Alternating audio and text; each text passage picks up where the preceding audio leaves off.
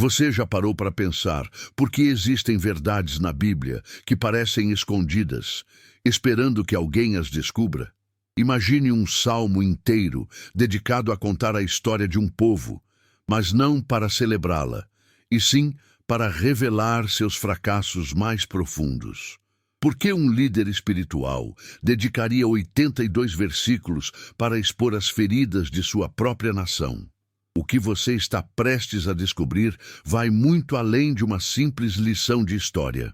Prepare seu coração, porque a revelação que vem através do Salmo 78 conecta 3.000 anos de arqueologia, linguística e verdade espiritual, de uma forma que vai transformar completamente sua compreensão sobre fidelidade, memória e o caráter de Deus. Vamos começar lendo o Salmo 78 na íntegra. E enquanto ouço estas palavras com você, peço que preste atenção especial não apenas no que está sendo dito, mas em como está sendo dito. Escute o coração partido de quem escreve. Povo meu, escutai a minha lei. Inclinai os vossos ouvidos às palavras da minha boca. Abrirei a minha boca numa parábola. Falarei enigmas da antiguidade, o que ouvimos e aprendemos, o que nossos pais nos contaram. Não o encobriremos aos seus filhos, mostrando à geração futura os louvores do Senhor, assim como a sua força e as maravilhas que fez. Porque ele estabeleceu um testemunho em Jacó e pôs uma lei em Israel, a qual deu aos nossos pais, para que a fizessem conhecer a seus filhos, a fim de que a geração vindoura a soubesse, os filhos que nascessem, os quais se levantassem e a contassem a seus filhos, para que pusessem em Deus a sua esperança, e se não esquecessem das obras de Deus, mas guardassem os seus mandamentos. E não fossem como seus pais, geração contumaz e rebelde, geração que não regeu o seu coração, e cujo espírito não foi fiel a Deus. Os filhos de Efraim, armados e trazendo arcos, viraram as costas no dia da peleja. Não guardaram a aliança de Deus e recusaram andar na sua lei. E esqueceram-se das suas obras e das maravilhas que lhes fizera ver. Maravilhas que ele fez à vista de seus pais na terra do Egito, no campo de Zoã. Dividiu o mar e os fez passar por ele. Fez com que as águas parassem como um montão. De dia os guiou por uma nuvem, e toda a noite por uma luz de fogo. Fendeu as penhas no deserto, e deu-lhes de beber como de grandes abismos. Fez sair fontes da rocha, e fez correr as águas como rios. Contudo ainda prosseguiram em pecar contra ele, provocando-o ao Altíssimo na solidão. E tentaram a Deus nos seus corações, pedindo carne para o seu apetite. E falaram contra Deus e disseram: acaso pode Deus preparar-nos uma mesa no deserto? Eis que feriu a penha, e águas correram dela, e ribeiros transbordaram. Poderá também dar-nos pão ou preparar carne para o seu povo? Portanto, o Senhor os ouviu, e se indignou, e acendeu um fogo contra Jacó, e furor também subiu contra Israel, porquanto não creram em Deus, nem confiaram na sua salvação, ainda que mandasse as nuvens lá de cima, e abrisse as portas dos céus, e fizesse chover sobre eles o maná para comerem, e lhes desse do trigo do céu. O homem comeu o pão dos anjos, ele lhes mandou comida a fartar. Fez soprar o vento oriental nos céus, e o trouxe do sul com a sua força. E choveu sobre eles carne como pó, e aves de asas como a areia do mar. E as fez cair no meio do seu arraial, ao redor de suas habitações. Então comeram e se fartaram bem, pois lhes cumpriu o seu desejo. Não refrearam o seu apetite.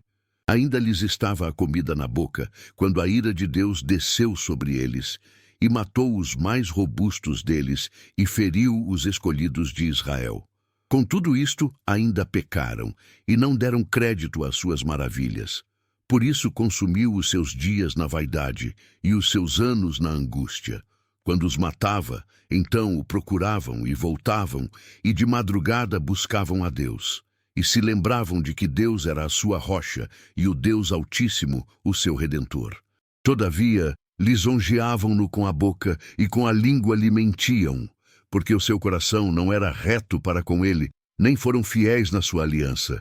Ele, porém, que é misericordioso, perdoou a sua iniquidade e não os destruiu. Antes, muitas vezes, desviou deles o seu furor e não despertou toda a sua ira, porque se lembrou de que eram de carne, vento que passa e não volta.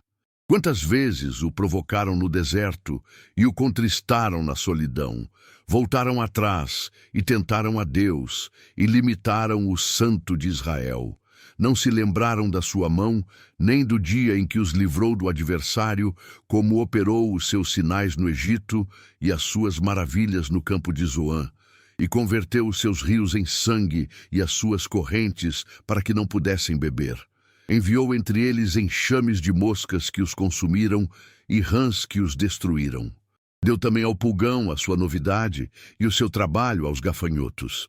Destruiu as suas vinhas com saraiva e os seus sicômoros com pedrisco. Também entregou o seu gado à saraiva e os seus rebanhos aos coriscos. Lançou sobre eles o ardor da sua ira, furor, indignação e angústia, mandando maus anjos contra eles. Preparou caminho à sua ira, não poupou as suas almas da morte, mas entregou à pestilência as suas vidas. E feriu a todo o primogênito no Egito, primícias da sua força nas tendas de cão. Mas fez com que o seu povo saísse como ovelhas, e os guiou pelo deserto como um rebanho. E os guiou com segurança que não temeram, mas o mar cobriu os seus inimigos, e os trouxe até ao termo do seu santuário, até este monte que a sua destra adquiriu. E expulsou os gentios de diante deles, e lhes dividiu uma herança por linha, e fez habitar em suas tendas as tribos de Israel. Contudo tentaram e provocaram o Deus Altíssimo, e não guardaram os seus testemunhos. Mas retiraram-se para trás, e portaram-se infielmente como seus pais, viraram-se como um arco enganoso, pois provocaram-no à ira com os seus altos e moveram o seu zelo com as suas imagens de escultura. Deus ouviu isto e se indignou, e aborreceu a Israel em grande maneira, pelo que desamparou o tabernáculo em Siló, a tenda que estabelecera entre os homens, e deu a sua força ao cativeiro e a sua glória à mão do inimigo. E entregou o seu povo à espada e se enfureceu contra a sua herança. O fogo consumiu os seus jovens, e as suas virgens não foram dadas em casamento. Os seus sacerdotes caíram à espada, e as suas viúvas não fizeram lamentação. Então o Senhor despertou, como quem acorda do sono, como um valente que se alegra com o vinho, e feriu os seus adversários por detrás, pôs-os em perpétuo desprezo. Além disso, recusou o tabernáculo de José e não elegeu a tribo de Efraim. Antes, elegeu a tribo de Judá, o monte Sião que ele amava. E edificou o seu santuário como os lugares elevados, como a terra que fundou para sempre. Também elegeu a Davi, seu servo, e o tirou dos apriscos das ovelhas, tirou-o de após as ovelhas prenhes, para apacentar a Jacó, seu povo, e a Israel, sua herança. Assim, os apacentou segundo a integridade do seu coração e os guiou pela perícia de suas mãos. Agora, respire fundo. Você acabou de ouvir um dos documentos históricos mais extraordinários já escritos. Mas aqui vem a primeira revelação que muda tudo. Este salmo não é apenas poesia religiosa. Arqueólogos e historiadores confirmam que é um registro histórico preciso, uma espécie de memorial nacional que expõe verdades incômodas que muitos prefeririam esquecer. Vamos começar pelo autor. A tradição atribui este salmo a Asaf, um dos principais levitas designados por Davi para liderar a adoração no tabernáculo. A palavra Asaf vem do hebraico Asaf, que significa aquele que reúne ou colecionador.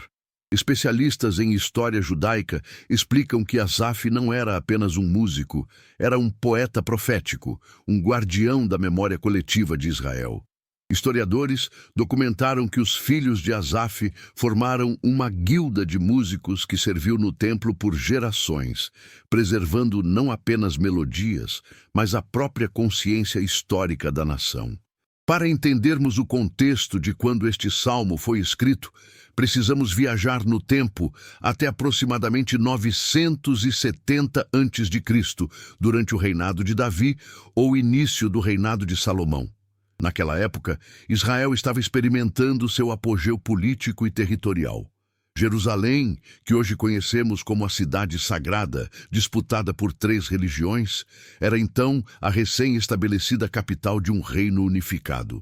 Arqueólogos descobriram que a Jerusalém davídica ocupava apenas cerca de 5 hectares, aproximadamente o tamanho de 2 campos de futebol, na área conhecida como Cidade de Davi, ao sul do atual Monte do Templo. Mas aqui está o que torna este salmo absolutamente fascinante.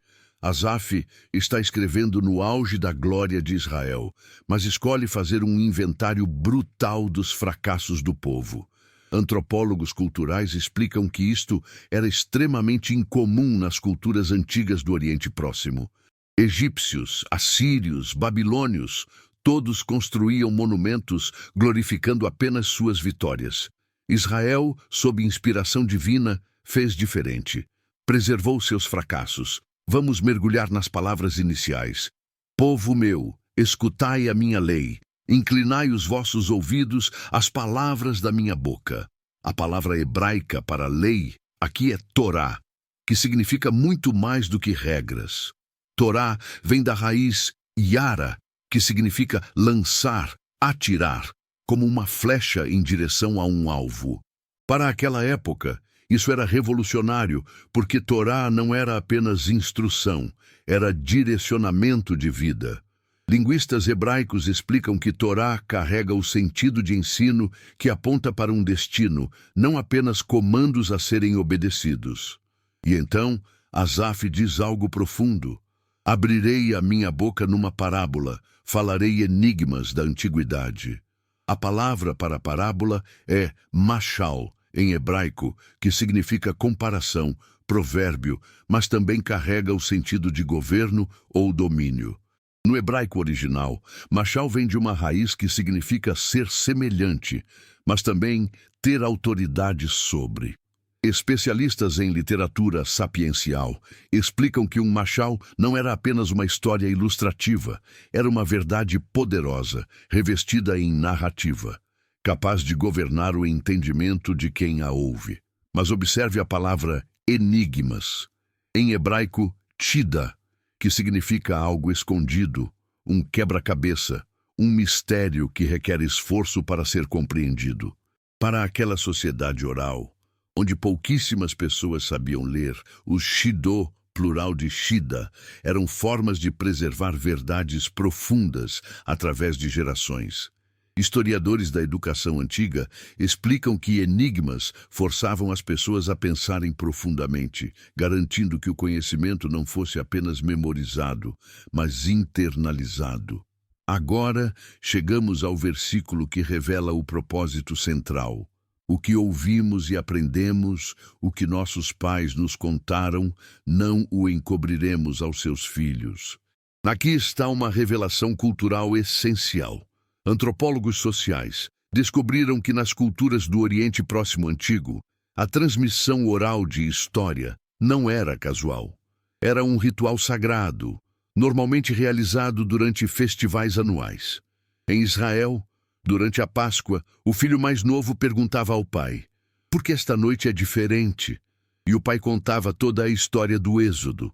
Asaf está dizendo: não vamos censurar nossa história. Vamos contar tudo, inclusive nossas vergonhas. Então vem a declaração de missão, mostrando à geração futura os louvores do Senhor, assim como a sua força e as maravilhas que fez. A palavra louvores em hebraico é Tehillah, que dá nome ao livro de Salmos, chamado Tehilim. Mas Tehillah não é apenas cântico de adoração.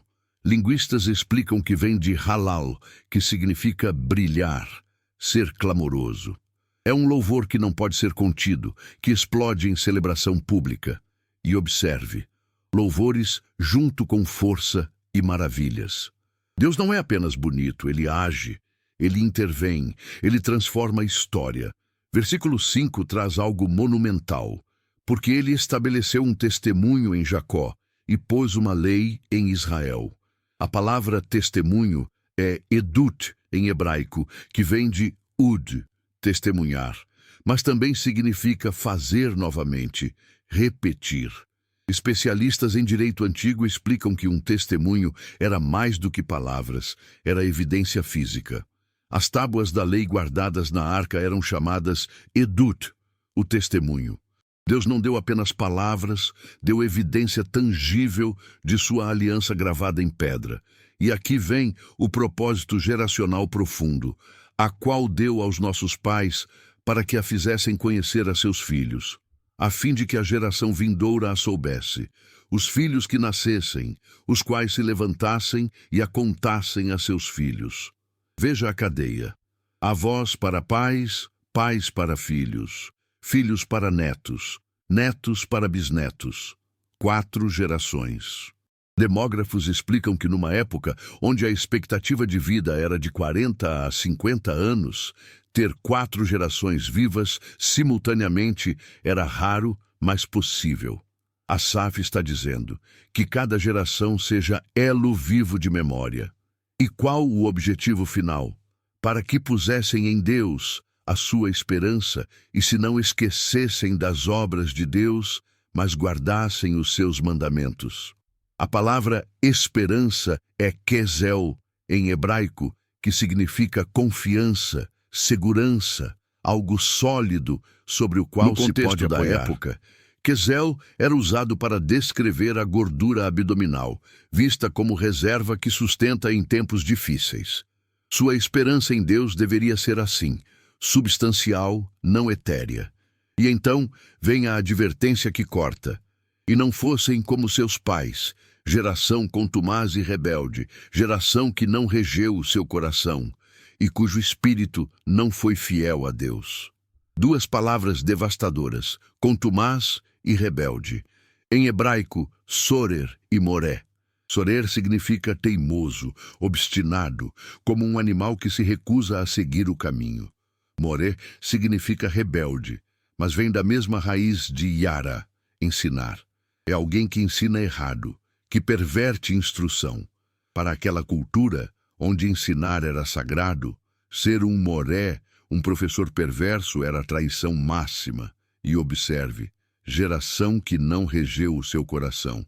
A palavra reger é kum, em hebraico, que significa estabelecer, firmar, fazer estável. Seu coração não tinha fundação. Psicólogos modernos diriam que era uma geração emocionalmente instável, sem âncora interna. E o resultado? Cujo espírito não foi fiel a Deus. Fiel é aman, em hebraico, de onde vem amém. Não eram confiáveis, não tinham amém no espírito. Agora Asaf começa a exemplificar com história real. Os filhos de Efraim, armados e trazendo arcos, viraram as costas no dia da peleja. Aqui está uma revelação histórica fascinante. Efraim era a tribo dominante do norte de Israel, descendente do filho de José. Historiadores militares explicam que Efraim tinha reputação de arqueiros habilidosos. Mas Asaf está dizendo, mesmo bem armados, fugiram. Arqueólogos descobriram que na época do Êxodo e conquista de Canaã, o arco composto era a arma de elite, tecnologicamente avançada. Efraim tinha o melhor equipamento militar disponível, mas não tinha coragem. E por quê? Não guardaram a aliança de Deus e recusaram andar na sua lei. A palavra recusaram é ma'an, em hebraico, que significa negar-se, recusar deliberadamente. Não foi esquecimento, foi rejeição consciente. E esqueceram-se das suas obras e das maravilhas que lhes fizera ver. Paradoxo intencional. Não guardaram porque não quiseram, mas também esqueceram porque não se esforçaram para lembrar. Agora Asaf vai fazer algo brilhante. Ele vai recontar o êxodo, as maravilhas de Deus, intercaladas com as rebeliões de Israel. É um vai-vem entre graça divina e ingratidão humana que vai deixar você sem fôlego. Maravilhas que ele fez à vista de seus pais na terra do Egito, no campo de Zoan. Aqui está um detalhe geográfico crucial. Zoan é o nome hebraico para Tanis, cidade do delta do Nilo, no nordeste do Egito. Arqueólogos identificaram as ruínas de Tanis na moderna San el-Hagar, aproximadamente 130 quilômetros a nordeste do Cairo. Especialistas em egiptologia explicam que Tanis foi uma das capitais do Baixo Egito durante períodos da 19ª e 20ª dinastias, exatamente a época provável do Êxodo. Quando Asaf menciona o campo de Zoan, está sendo geograficamente preciso. As pragas aconteceram no coração político do império mais poderoso da época. Dividiu o mar e os fez passar por ele. Fez com que as águas parassem como um montão. A palavra montão é ned, em hebraico, que significa pilha, montículo. Linguistas explicam que ned descreve algo empilhado verticalmente, não espalhado. Deus não apenas dividiu as águas horizontalmente, ele as empilhou verticalmente como paredes. Engenheiros hidráulicos modernos que estudaram o fenômeno explicam que teria sido necessária uma força descomunal para manter águas em posição vertical contra a gravidade. De dia, os guiou por uma nuvem e toda a noite por uma luz de fogo. Para entendermos isso, precisamos saber que naquela época as pessoas navegavam pelo deserto usando o sol durante o dia e estrelas à noite. Mas Israel tinha algo que nenhuma caravana tinha: guia divino visível 24 horas por dia. Antropólogos culturais explicam que isto não era apenas orientação geográfica, era segurança psicológica profunda. Eles sempre sabiam onde Deus estava. Fendeu as penhas no deserto e deu-lhes de beber como de grandes abismos. Fez sair fontes da rocha e fez correr as águas como rios. Geólogos que estudaram o Sinai explicam que a península é formada principalmente por granito e arenito, rochas duras e densas. Fazer água jorrar de granito é geologicamente impossível naturalmente. Mas o texto diz terromot, abismos, palavra usada em Gênesis para descrever as águas profundas da criação. Deus não deu um gotejamento, deu volume comparável a oceanos primordiais. E então, depois de toda essa provisão sobrenatural, vem a ingratidão chocante. Contudo, ainda prosseguiram em pecar contra ele, provocando ao Altíssimo na solidão. A palavra provocar é mará, em hebraico, que significa amargar, irritar, mas também dá nome a Mara, o lugar onde as águas eram amargas. Eles tornaram amargo o relacionamento com Deus e tentaram a Deus nos seus corações, pedindo carne para o seu apetite. Aqui está uma palavra reveladora. Tentaram é nazá, em hebraico, que significa testar, mas não teste de qualidade, teste de limite, como criança testando até onde pode desobedecer antes de sofrer consequência. E a motivação? Nafesh, traduzida como apetite, mas que significa alma, vida, desejo. Eles estavam testando Deus por causa de desejo carnal. E então vem a declaração de descrença devastadora. E falaram contra Deus e disseram: acaso pode Deus preparar-nos uma mesa no deserto?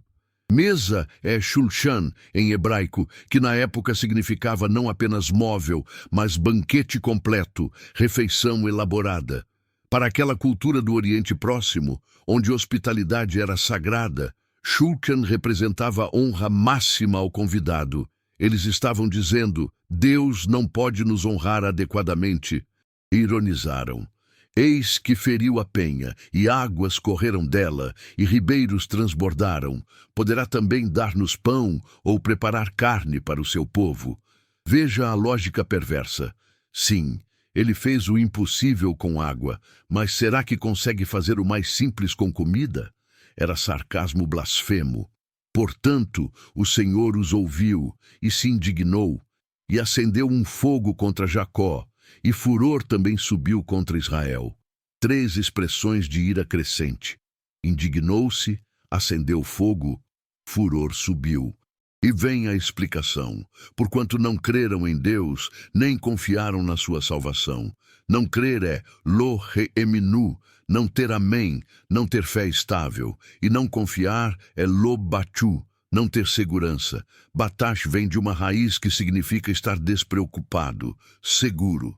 Eles viviam ansiosos, mesmo tendo Deus. E então Deus responde, não com destruição imediata, mas com generosidade esmagadora.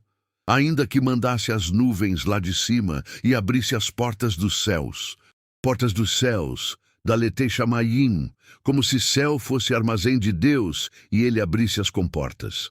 E o que saiu?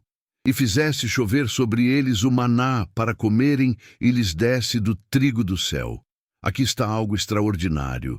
Maná vem do hebraico manhu, que significa o que é isto?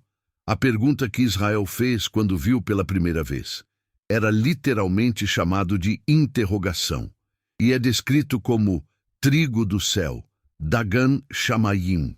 Nutricionistas modernos que analisaram as descrições bíblicas do maná explicam que tinha perfil nutricional completo. Carboidratos, proteínas, gorduras, vitaminas. Era alimento perfeito. E mais, o homem comeu o pão dos anjos.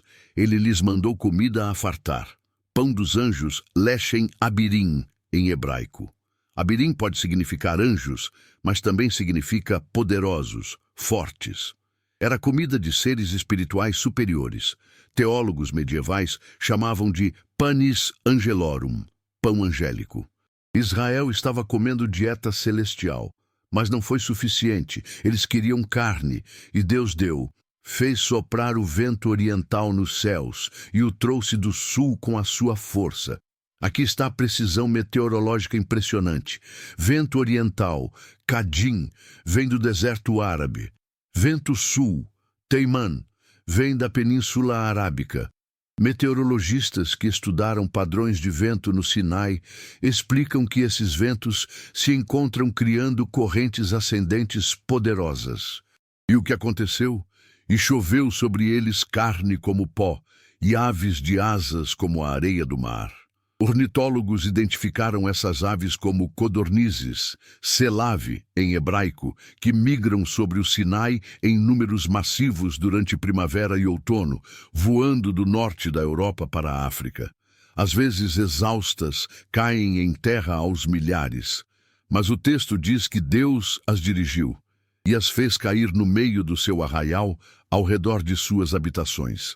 Entrega em domicílio divino. Então comeram e se fartaram bem, pois lhes cumpriu o seu desejo. Mas observe o que vem.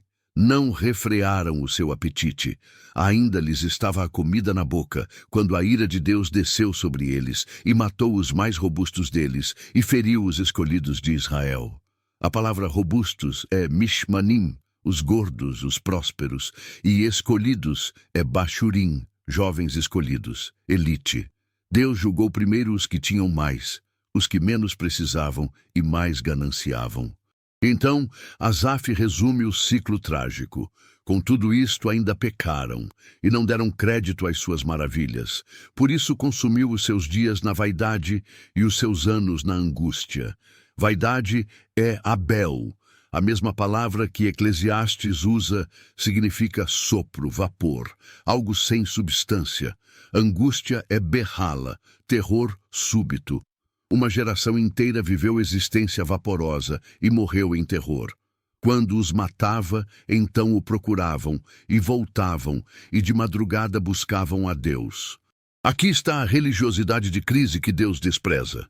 Buscavam é shachar, que significa buscar diligentemente ao amanhecer, mas era motivado por medo, não amor. E se lembravam de que Deus era a sua rocha e o Deus Altíssimo o seu Redentor. Rocha é Tsur, penha inabalável. Redentor é Goel, resgatador de família.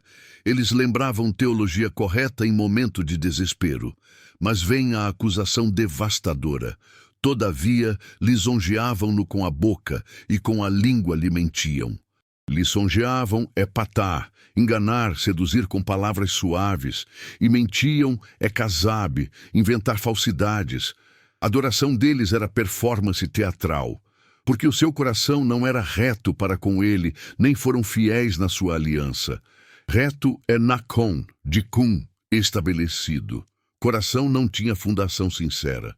E aqui vem um dos versículos mais lindos e terríveis da Bíblia.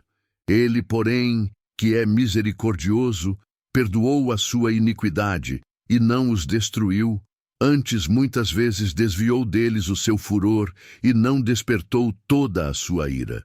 Misericordioso é Rachum, que vem de Rechem, útero. Deus tinha compaixão uterina, maternal, visceral por eles. E a razão? Porque se lembrou de que eram de carne, vento que passa e não volta. Carne é bazar, matéria frágil e mortal. Vento é ruach, sopro, espírito, mas também brisa. Que passa é rolek, caminhando indo embora. E não volta é lo yashuv, não retorna. Somos vapor caminhante que não retrocede. Deus lembra nossa fragilidade quando nós esquecemos sua majestade. Mas eles não aprenderam quantas vezes o provocaram no deserto e o contristaram na solidão. Contristar é atsab, causar dor, luto. No deserto, midbar, lugar sem pasto, eles machucavam Deus. Na solidão, Yeshimon, desolação árida, eles lhe causavam luto. Voltaram atrás e tentaram a Deus e limitaram o Santo de Israel. Limitaram Tavá, marcaram fronteira, restringiram. Eles tentaram colocar Deus em caixa de suas expectativas pequenas. E então, não se lembraram da sua mão, nem do dia em que os livrou do adversário. Mão, Yad, símbolo de poder e ação. Eles tinham amnésia espiritual proposital. E Asaf vai recontar as pragas do Egito, não cronologicamente, mas tematicamente, mostrando o poder progressivo de Deus. Como operou os seus sinais no Egito e as suas maravilhas no campo de Zoan, e converteu os seus rios em sangue e as suas correntes para que não pudessem beber. Egípcios adoravam o Nilo como Deus. Deus transformou o objeto de adoração deles em repugnância. Enviou entre eles enxames de moscas que os consumiram e rãs que os destruíram. Moscas, arov, mistura de insetos voadores. Rãs, tsefardeia, que pulavam até dentro dos palácios. Arqueólogos descobriram que egípcios consideravam rãs sagradas, símbolo da deusa Heket. Deus transformou seu símbolo sagrado em praga insuportável. Deu também ao pulgão a sua novidade e o seu trabalho aos gafanhotos. Aqui está algo profundo. Novidade é Yebul, colheita fresca, produto da terra. Trabalho é Yegia, labuta árdua. Pulgão, chazil e gafanhoto, arbe, não são a mesma criatura. Entomólogos explicam que chazil é o estágio larval do gafanhoto, enquanto arbe é o adulto voador. Deus enviou praga em 2 estágios. Primeiro as larvas devoraram as plantas jovens, depois os adultos consumiram o que restava. Era destruição sistemática e completa.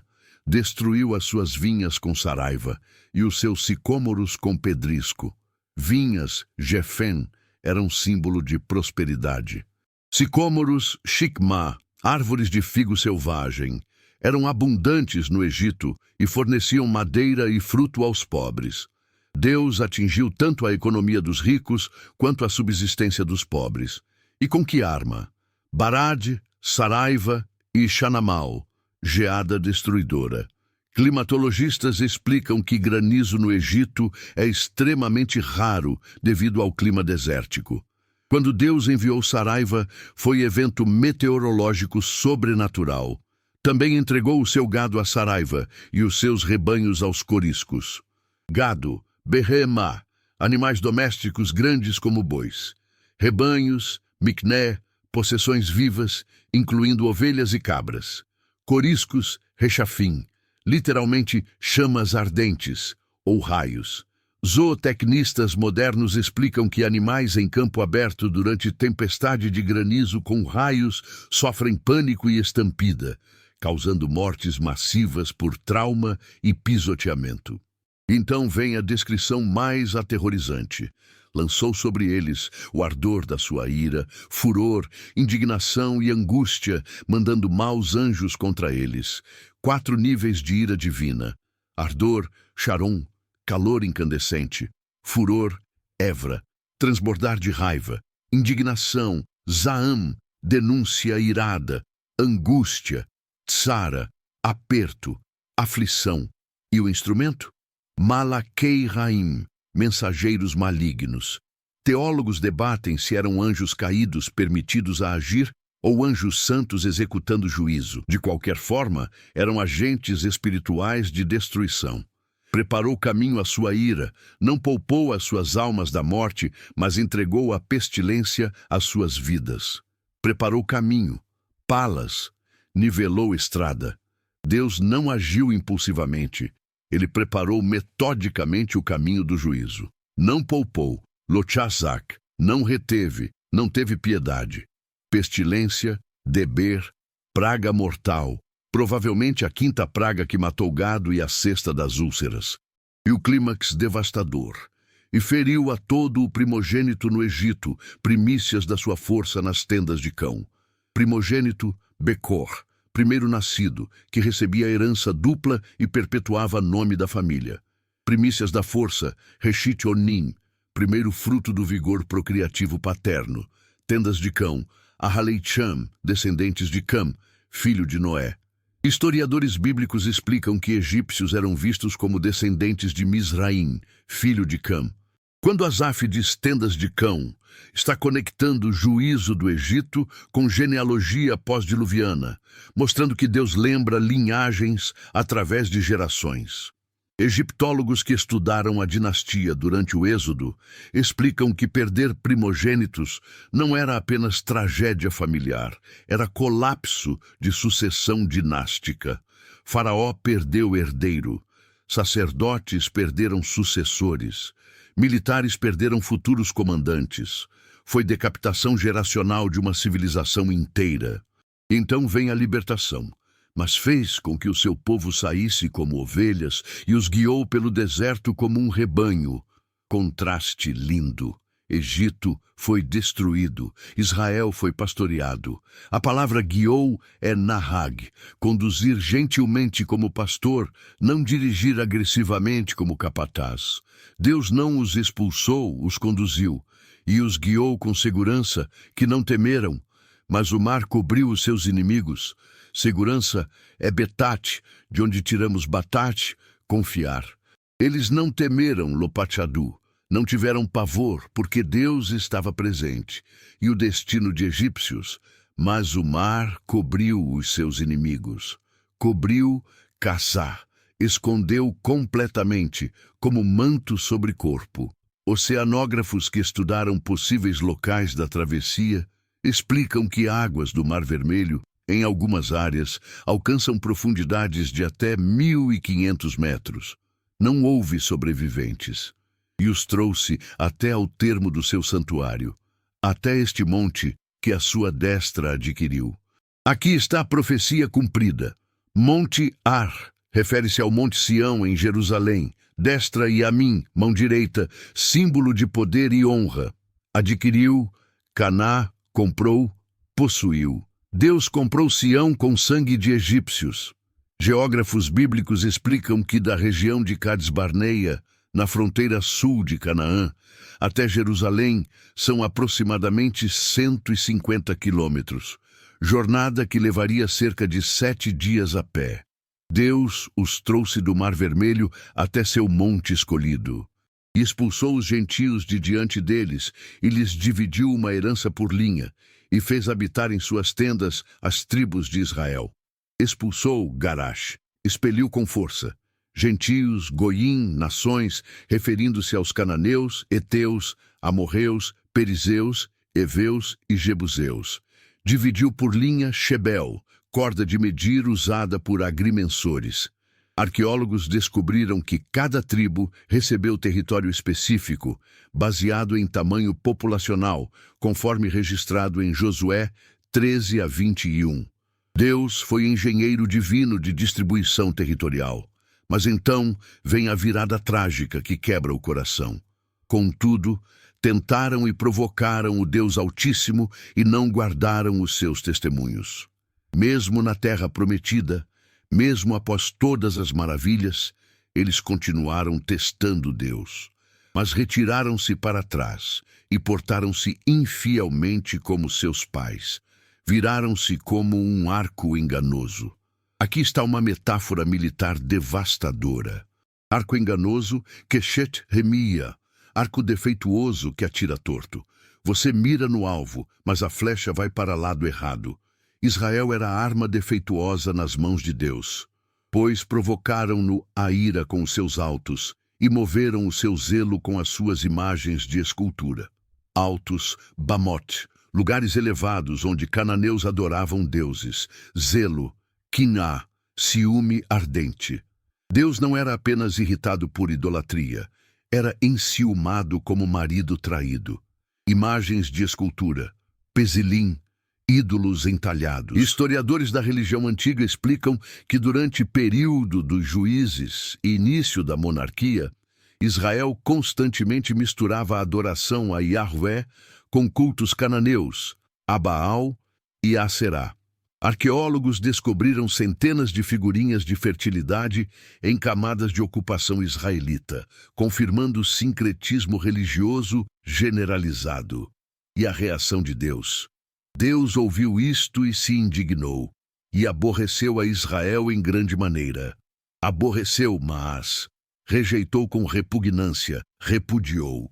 Em grande maneira, meod, excessivamente ao extremo. Deus chegou ao limite, pelo que desamparou o tabernáculo em Siló, a tenda que estabelecera entre os homens. Aqui está a referência histórica crucial. Siló, Shiloh, localizada a aproximadamente 30 quilômetros ao norte de Jerusalém, na moderna Cisjordânia, foi centro religioso de Israel durante o período dos juízes. Arqueólogos escavaram Siló e descobriram camada de destruição massiva, datada de aproximadamente 1050 a.C., exatamente quando os filisteus capturaram a arca. E deu a sua força ao cativeiro e a sua glória à mão do inimigo. Força e glória referem-se à Arca da Aliança. Em 1 Samuel 4, filisteus capturaram a arca em batalha de Ebenezer, matando 30.000 israelitas, incluindo Hofni e Finéias, filhos corruptos do sacerdote Eli. Historiadores militares explicam que perder o objeto mais sagrado em batalha era a humilhação suprema para a nação antiga. E entregou o seu povo à espada e se enfureceu contra a sua herança. Espada, xerebe, instrumento de corte e morte. Enfureceu, Hitaber, transbordou de ira. Herança, Nachalá, possessão herdada. Mesmo sendo herança de Deus, Israel sofreu ira divina.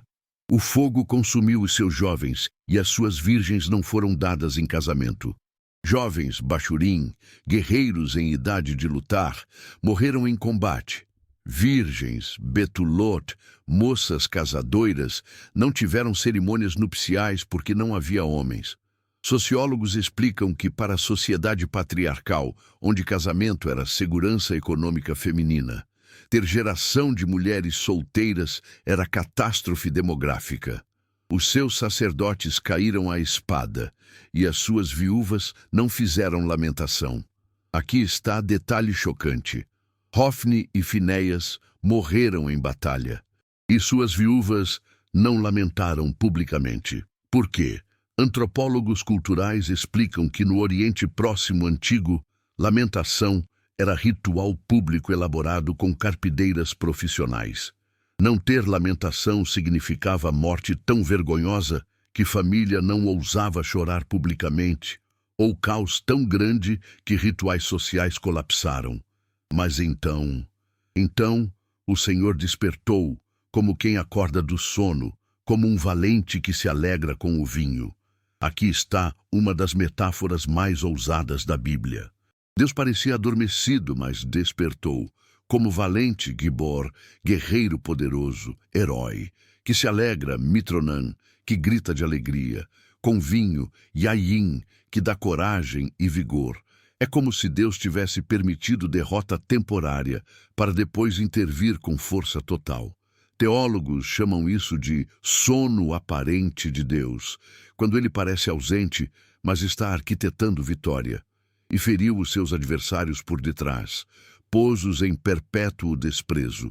Por detrás, Achor, na retaguarda, na parte de trás. Ferir inimigo nas costas em batalha antiga significava que ele estava fugindo, derrotado.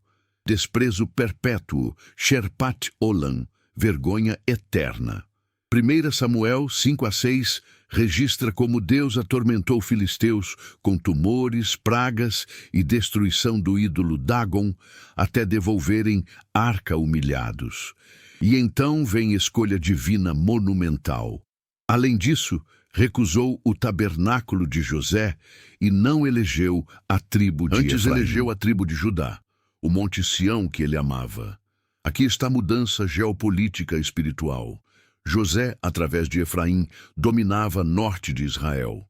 Siló ficava em território de Efraim, mas Deus rejeitou, repudiou Efraim e escolheu Bachar, selecionou deliberadamente Judá. Monte Sião, em Jerusalém, território de Judá, tornou-se novo centro. Historiadores políticos explicam que esta foi raiz da divisão futura do reino após Salomão. E edificou o seu santuário como os lugares elevados, como a terra que fundou para sempre. Santuário, Mikdash, lugar sagrado, referindo-se ao templo que Salomão construiria. Como lugares elevados, Keramim, como alturas celestiais. Como terra, Keeretz, como mundo físico. Engenheiros que estudaram a arquitetura do templo explicam que suas proporções eram microcosmo do universo, céu e terra em miniatura sagrada. Fundou para sempre, Yesadá Leolam, estabeleceu para a eternidade. Embora templos físicos fossem destruídos, o conceito de morada de Deus com a humanidade é eterno. E o clímax pessoal. Também elegeu a Davi, seu servo, e o tirou dos apriscos das ovelhas, tirou-o de após as ovelhas prenhes, para apacentar a Jacó, seu povo, e a Israel, sua herança. Aqui está toda a jornada de Davi. Apriscos, Miklaot Tson, currais de ovelhas. Ovelhas prenhes, Alot, fêmeas prenhas, que requerem cuidado especial. Pastores antigos explicam que cuidar de ovelhas prenhas exige vigilância constante, gentileza e habilidade de parteiro. Davi aprendeu liderança no anonimato pastoral. Asaf está dizendo: Deus treina reis em campos escondidos, apacentar, lirô, pastorear, liderar como pastor. Jacó e Israel, dois nomes da mesma nação, enfatizando tanto identidade histórica quanto espiritual.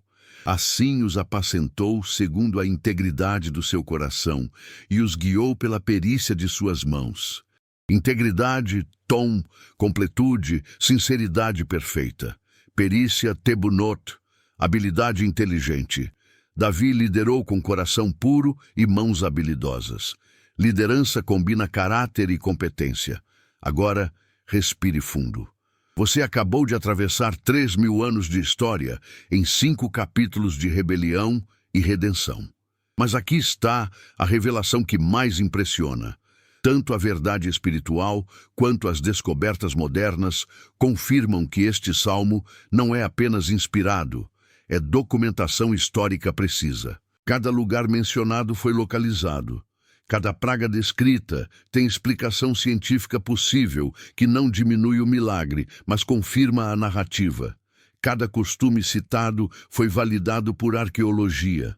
Mas a questão que fica é: por que Asaf escreveu isto? Por que Israel preservou o documento tão vergonhoso? Aqui está o segredo mais profundo. Porque Deus não quer que tenhamos memória seletiva. A tentação de toda geração é editar história, celebrar vitórias e esconder fracassos. Mas Deus ordena: contem tudo. Especialmente contem os fracassos, porque é nas ruínas de nossas rebeliões que a misericórdia divina brilha mais intensamente. Você percebe o padrão? Israel peca, Deus julga, Israel clama, Deus salva, repetidamente. E cada ciclo revela algo sobre natureza humana e caráter divino. Nós somos arcos enganosos, mirando em Deus, mas acertando ídolos. Somos vento que passa e não volta. Somos carne frágil com memória curta e coração instável. Mas Deus, Ele é rocha, tsur, inabalável.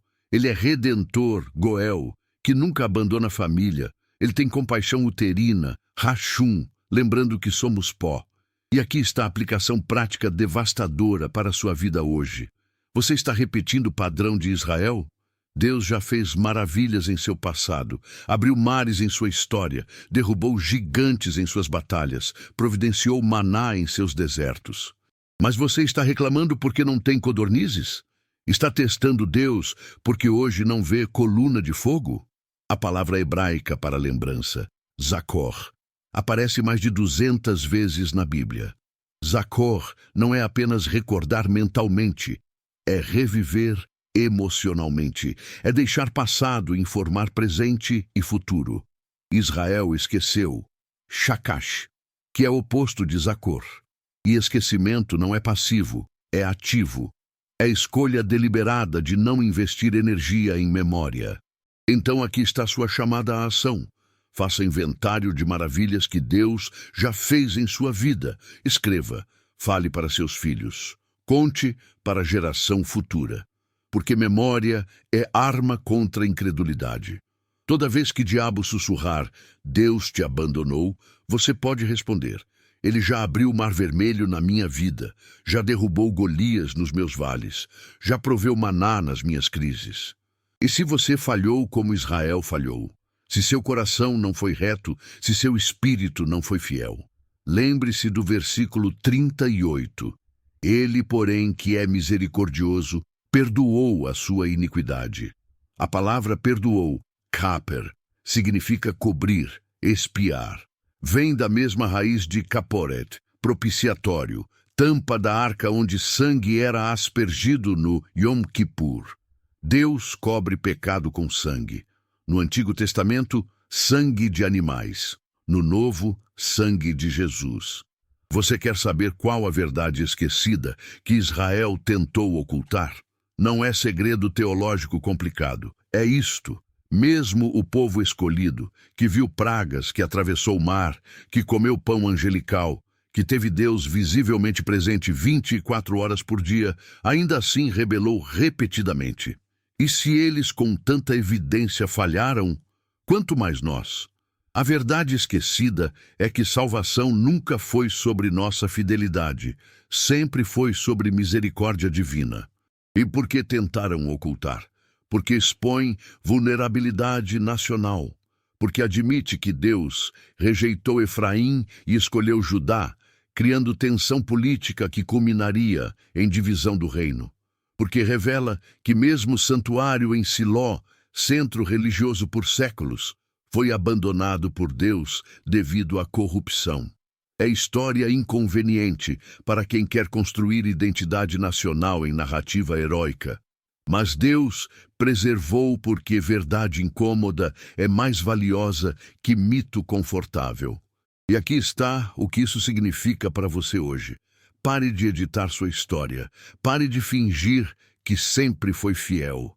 Pare de esconder seus êxodos fracassados e seus desertos de incredulidade. Porque é justamente na honestidade brutal sobre nossas rebeliões que misericórdia de Deus se torna mais gloriosa. Arqueólogos confirmam que Siló foi destruída. Geólogos confirmam que Península do Sinai é granito, onde água não jorra naturalmente. Historiadores confirmam que Tanis era a capital egípcia. Entomólogos confirmam migração de codornizes. Oceanógrafos confirmam profundidade do Mar Vermelho. Toda a evidência científica que deveria desacreditar narrativa bíblica, na verdade, a confirma. Este é Deus, provando que Ele é Senhor, tanto da história natural quanto da sobrenatural. E deixe-me terminar com uma mensagem de esperança profunda que vai muito além de otimismo superficial.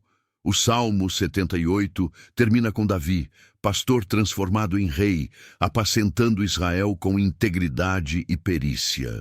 Mas 1000 anos depois, outro descendente de Davi apareceria, também pastor, também de Belém, também rejeitado inicialmente.